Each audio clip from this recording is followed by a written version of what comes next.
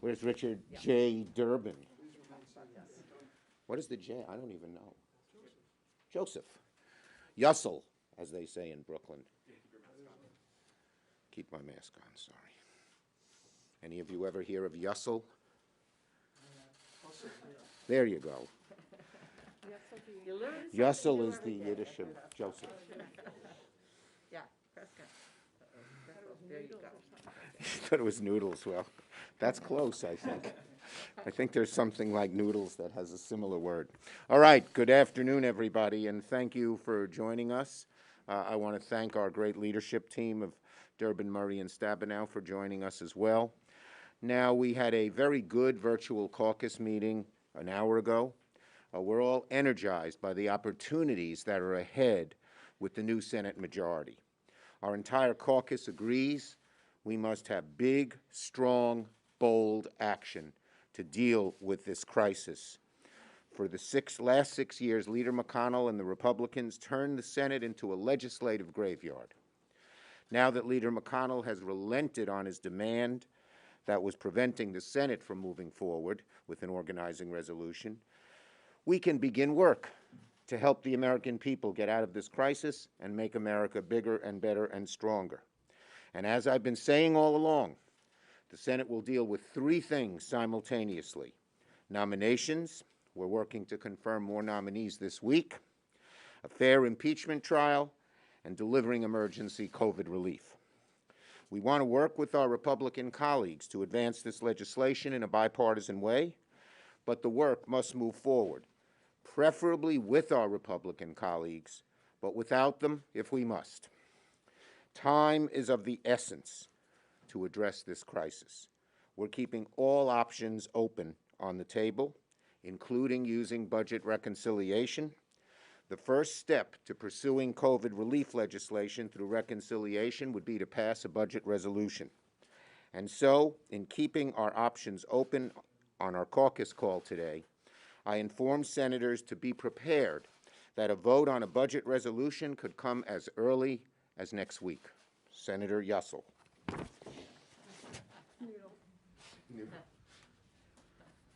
Yussel's the name of the game.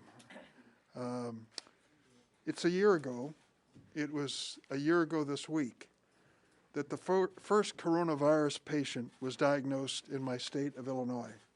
1 year. She traveled to China, came back to the suburbs of Chicago, and was diagnosed with COVID-19. That's the first we saw it in our state.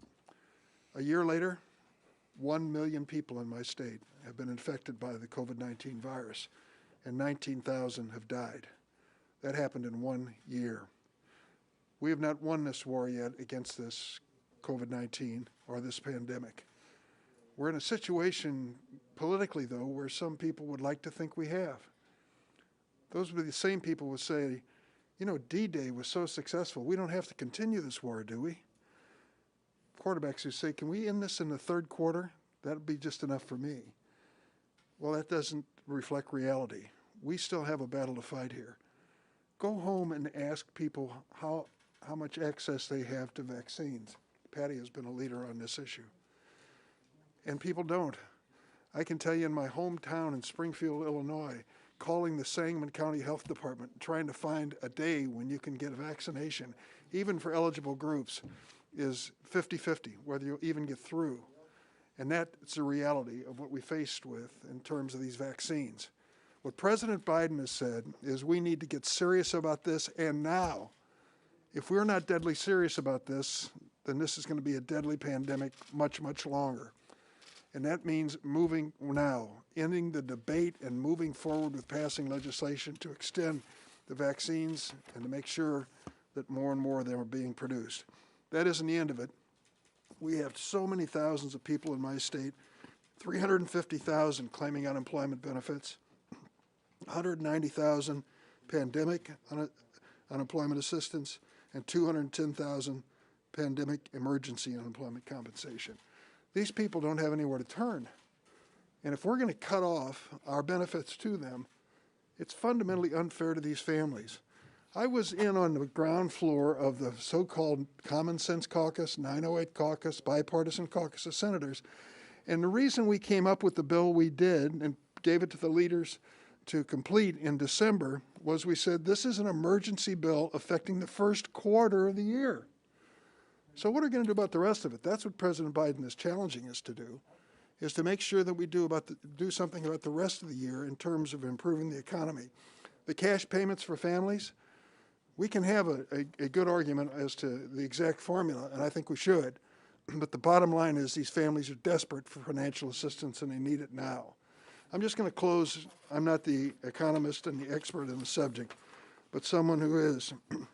Janet Yellen said, without further action, we risk a longer, more painful recession now and longer-term scarring of the economy later. We've got to help the American families across the board get vaccinated, get this pandemic behind us, and get back to work. Senator Murray. Well, thank you. It's Oh, Murray, we know that Moish. Moish. Senator Moish, that's Murray, like Yussel. I'll check with my I didn't know husband's what Patty was, family. but I knew Murray Sturgeon. Okay. Is that another kind of noodle or what? Thank you. It is very clear that our to-do list is really long, but we are finally in a position to start acting on it. Families and communities are reeling from this public health and economic devastation that COVID-19 has caused. Rather than downplaying this crisis or dismissing the struggle people are experiencing, we are going to deliver on direct payments, child care, vaccines, critically important, getting our kids back into classrooms, helping our state, local, and tribal governments respond to COVID-19 without having to cut jobs and further undermine our local economies, and much more. We're going to fight for paid sick leave and raising the minimum wage to $15 an hour, as Senator Sanders and I and our House colleagues laid out this morning. We're also going to be moving to make sure that the Biden-Harris administration's nominees are able to get to work on the massive challenges ahead of us. And we will be ready to hold former President Trump accountable for his role in inciting the January 6th insurrection, to make clear we reject his and others' attempts to allow brute force to win over democracy in this country. Our to-do list is long, and it is ambitious because it has to be given all that we face. I'd also like to note that everyone in our country is struggling with this pandemic, everyone. Every family benefits from having the Biden-Harris administration complete and able to tackle challenges like public health, work, education, and more in this moment. Every citizen should be able to trust their elected officials will stand up for their right to have their vote counted rather than overruled by a violent mob. So after the last 2 weeks of unnecessary delay, we will continue to urge our Republican colleagues to work with rather than against us in this incredibly difficult, pivotal moment for our country. But I also want to be clear, we are going to get things done. And most importantly, what I'd like families in my home state of Washington and nationwide to hear today is this: we know how difficult things are. We're going to get to work fast. Thank you, and I'll turn it over to Senator Stabenow. Well, thank you very much. I'm afraid of what Senator Schumer's name is. I don't know, Debbie. I don't know. But, well, I'm so pleased to be here with our Senate leadership team, and I have to say it's an exciting moment as we turn the page with President Biden and Vice President Kamala Harris and a new Democratic majority in the Senate and the House. 4 years ago, when the Republicans came in this same time, 2017, they made it very clear who their priority was, very clear. They moved forward full speed on budget reconciliation to push through a $2 trillion tax cut for the wealthiest and most well-connected people in the country. We have a different priority, a different set of folks that we care about. We care about everybody else who wasn't included in that picture. Working families, folks in the middle class, folks trying to get in the middle class, people who are poor, low-wealth Americans who have been left behind and yet have been the ones at the front of this crisis, working when we didn't have to. We're Zooming, they're essential workers, and people over and over again who've been impacted by this crisis. So what President has proposed What we are working on and support is to robustly and quickly help everyone both have their capacity to be healthy and save lives and be able to get our arms around this so everyone can get a vaccine, and also to focus on people's livelihoods. Everybody's life has been turned upside down, let's face it, everybody's. And we understand that we have got people who need to have not only their job, their small business, their farm, but children have got to go back to school. All of these things need to happen so we in America can get back to living our lives in a safe way and give everybody a fair shot to succeed in our country. That's what we're about, and we're going to work our hearts out to get that done. Thank you, my colleagues. We're going to have to be quick today because we have to be on the floor at 2:30. Do you foresee changing the way that the Senate runs in terms of working more days? Will there be more amendment votes than there have been in the past? I know part of the 2000 agreement was not to build an amendment tree for the two leaders. How do you expect the Senate to Look, change? we hope we can get a more open process. Under Leader McConnell, it's been totally closed. We've hardly done any legislating. The House sent over 260 some odd bills, and none of them saw the light of day. We want to have a more open process.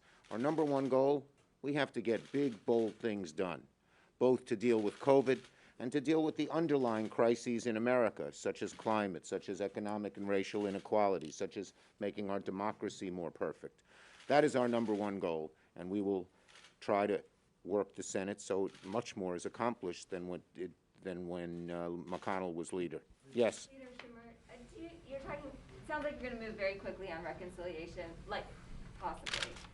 Do you have all 50 of your Democratic senators who would support reconciliation and the contents of that bill? Look, we haven't even seen the details of the bill yet, so obviously that's a premature question.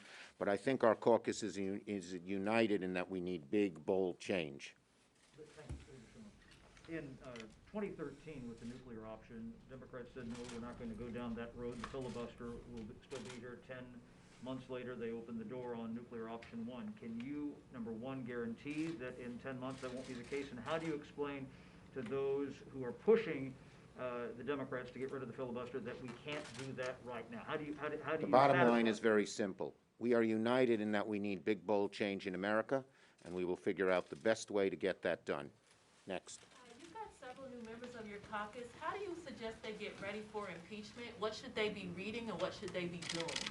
Well, they can study the previous trials and see how the procedures operated. But I think that this one, the American people were witness to what happened. We all were witness to what happened. And so you don't need to delve into details of things you don't know as much because so much of it was clear.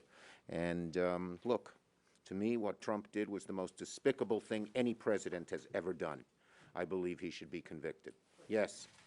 Senator, the Biden administration has laid out, obviously, an ambitious agenda on immigration and climate and other issues.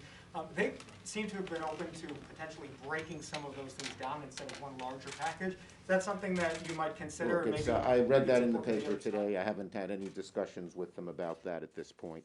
We're focused on getting a good COVID bill done. Last one. On the impeachment Yeah, I trial, don't wanna have skip you you, given thought to how long it needs to last, what witnesses you'd like We're to hear, still, testimony you'd like to hear? we're still negotiating on the trial with Leader McConnell. So far, the negotiations have worked out pretty well. We came to an agreement that met our needs and his. He needed some time for the Trump lawyers to prepare. We wanted time to do COVID and nominations. Let's hope it continues along that vein. Last one. Leader, you said that you want to have a bipartisan deal and that you want to see what the details are in the package before you talk about things like reconciliation. How long are you willing to wait on Republicans to come to the table and negotiate something before you go down a road like reconciliation? We have to see what they say in the next few days. Some of the comments, admittedly, have been disheartening. Some of them have rejected things right now, but we're always hopeful that some of them will see the light. And remember, even on reconciliation, Republicans can join us and vote for it. That's happened many times in the past. Thank you, everybody. Thank you.